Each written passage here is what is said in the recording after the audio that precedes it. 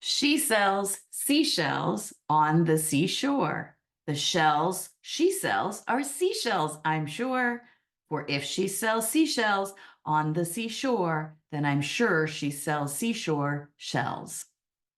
I did it. Hi, I'm author Heidi Stemple, and this is my new book, She Sells Seashells, illustrated by the amazing Emily Pake. And it opens with that classic tongue twister. As you can imagine, I have been practicing and I have been having an amazing time speaking with young kids and having them try that tongue twister. But the book itself isn't about the tongue twister, even though it was likely about Mary Anning, the main character of this narrative nonfiction picture book. But I have been obsessed with Mary Anning since I wrote an article with my mother, author Jane Yolen, in Spider Magazine back in, oh my goodness, 2001. But long before I knew who Mary Anning was, I have been obsessed with fossils. I bet some of you were obsessed with fossils growing up or are now, and I know that you have kids in your class who love them. I collect them. I have jewelry of fossils. Check it out. This is a plesiosaur tooth. So cool, right? So I really wanted to tell the story of Mary Anning. Now, I know there are amazing books about her, but the part that really always interested me was the fact that Mary Anning was a part of a time in history. And that contextualization of Mary's story was what fascinated me. So I love what Emily did in the art here, which gives the young reader a clue about what this story is going to be about. Not only does it, of course, say the title, but here's Mary, front and center, standing, looking right at the audience, and look at the men and the boys. So that gives you a little idea of the telling of this story.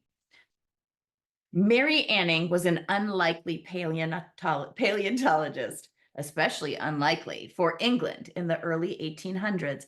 In fact, Mary wasn't a paleontologist at all. She was just a girl who collected fossilized seashells and other curiosities and sold them in her family shop. Now, every time the text goes off to talk about the boys and men, this is her brother, it brings us back, chip, scrape, chip, into the actual earth.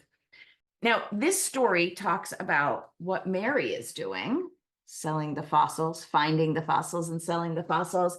And then it follows the path of the young rich boys in England of the time. And they were heading to school, and the men were pontificating in the halls of science buildings and lecture halls. But here we are back with Mary, chip, scrape, chip, back in the earth. So Mary had a fascinating life, and the parts that aren't in the book wind up in, of course, if you know me, my favorite part, the back matter, which hangs on the she sells, seashells, and the seashore, but also talks about the men. Now, this is after the narrative part, talks about the men, and it says right here, in a little historical context, the men in this story are not the bad guys. They are not at all. It is the time that keeps Mary out of the Geological Society of London, where her fossils were, but she was not allowed to be. So I found that part of it really fascinating. So I hope that this story will fit into your classroom or library, that you have some fossils to share along with it.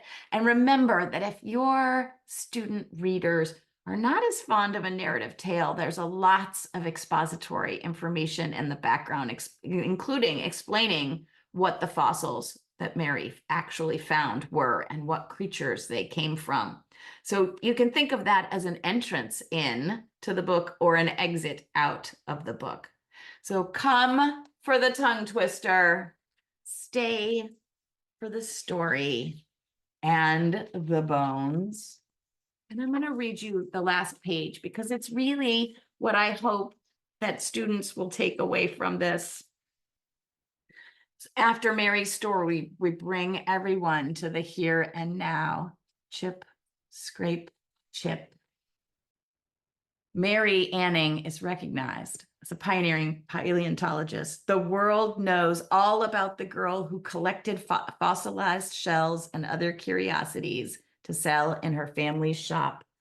One fossil at a time, one discovery at a time, Mary changed the scientific world forever. An unlikely paleontologist forged a path for every girl, for everyone curious enough to keep digging.